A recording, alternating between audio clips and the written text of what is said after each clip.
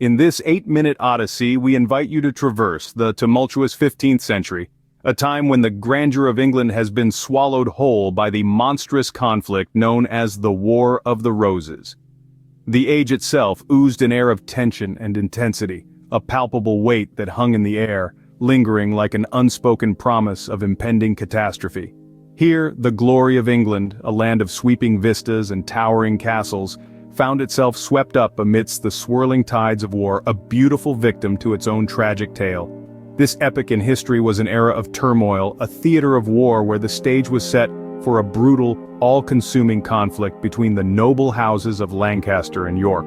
Interwoven in this grand tapestry were the whispers of ambition, soft murmurs that crept in the silence of the night, creating a symphony of deceit and strategy that flowed with an undercurrent of pure, raw ambition. The rhythmic beating of war drums permeated every corner of the kingdom, an ominous soundtrack to the unfolding drama. This dreadful symphony added an eerie layer of anticipation and apprehension, a haunting echo that reverberated through the hearts and minds of both and common folk alike. Each beat, a chilling reminder of the imminent chaos, of the storm that was brewing on the horizon. And so, this was the setting, the grand stage where the War of the Roses would unfurl its bloody spectacle, seeping into the very fabric of the land, staining the soul of England forever.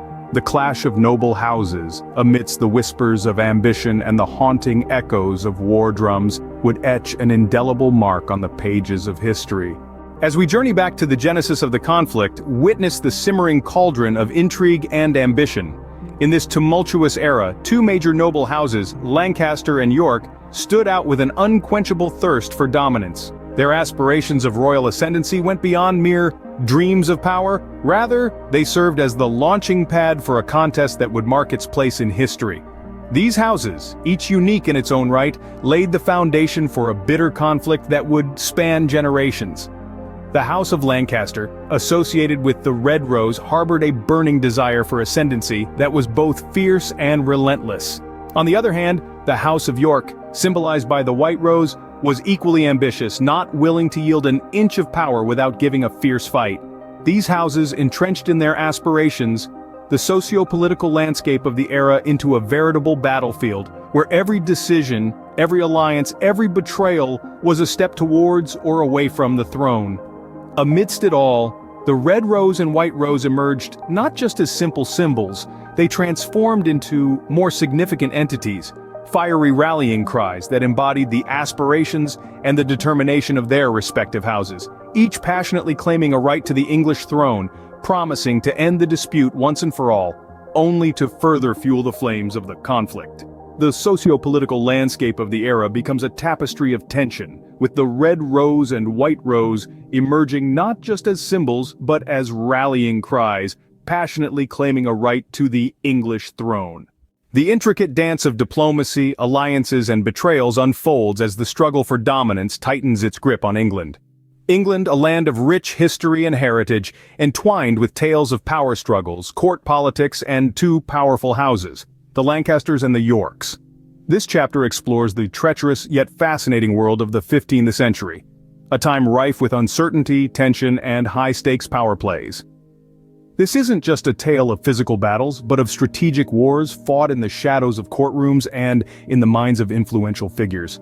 In the heart of this political vortex, every move was a gamble, every alliance precarious, and every betrayal potentially disastrous.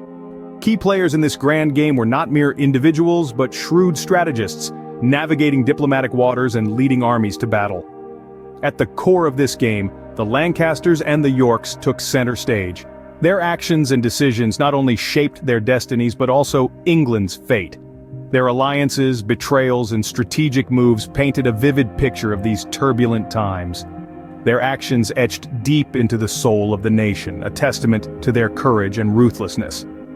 This chapter dives into the labyrinthine world of 15th century politics and a saga of power, ambition, and resilience. The Lancasters and the Yorks, their struggle for dominance, is an intriguing, tragic, yet riveting tale.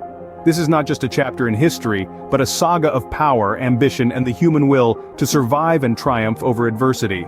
Key players, the Lancasters with their emblematic red rose and the Yorks proudly bearing the white, take center stage. As we approach the chilling Battle of Towton, the crescendo of the Wars of the Roses, the snow-covered fields present a grim tableau. The stark, barren landscape, painted with the deceptive serenity of snow, is a stark contrast against the imminent violence. The air barely contains the fever-pitch anticipation, as it teems with the raw energy of warriors preparing for a decisive encounter. The eerie stillness of the icy fields is punctuated by the sporadic clatter of armored soldiers. Strains of war cries interspersed with instructions and prayers fill the air, building a symphony of suspense that paints a dramatically real picture of the period. The biting winds cut through the thickest of armors, carrying an ominous message of sorrow, death, and destruction.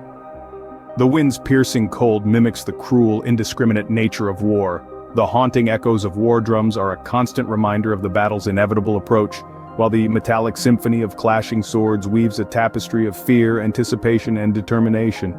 The battlefield, a crucible of conflict, is drenched in the blood of valiant soldiers, transforming the fresh, pure snow into a canvas of despair. In the midst of the chilling carnage, a layer of poignancy is added by the soldiers' loyalty, tested by the harsh realities of war. The outcome of this battle, steeped in blood and honor, is a telling testament to the resilience of the human spirit, proving once again that loyalty is indeed a double-edged sword. This pivotal moment tests loyalties and determines the fate of England itself. With Towton's dust settling, a silhouette figure stepping out of the chaos: Richard III.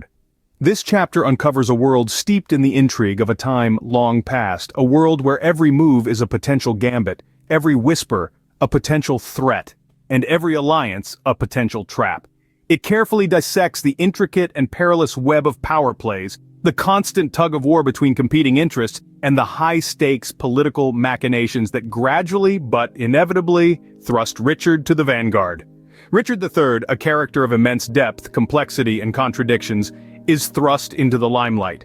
His journey to the throne is a winding path, fraught with danger, deception, and betrayal. His story is no ordinary tale of ascension. It is steeped in sparking intense debates among historians, scholars, and laymen alike. Each step he took towards the throne was like a precarious dance on a knife's edge, each decision a calculated risk, each victory a hard-fought battle. His controversial ascent to the throne, painted with shades of ambition, courage, ruthlessness, and desperation, not only redefines his era but also challenges our contemporary understanding of power. It raises profound, thought-provoking questions about ambition and morality, about the ethics of power, about the lengths one would go to secure it, and about the very nature of power itself.